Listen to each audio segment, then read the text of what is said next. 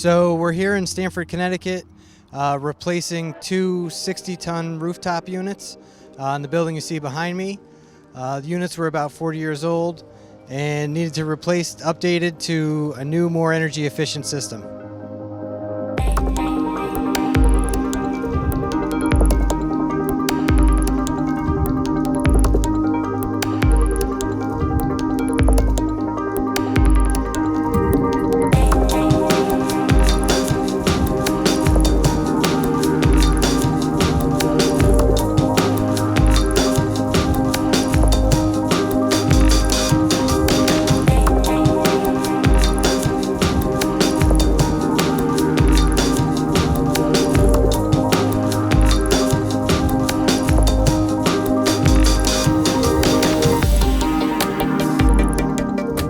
Everything is completely energy efficient with the new units.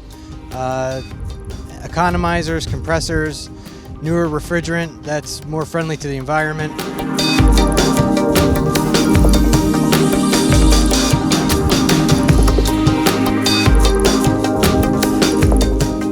Everything is going pretty smoothly. There's always little things that come up when you're replacing a unit this size, but for the most part everything is going very well.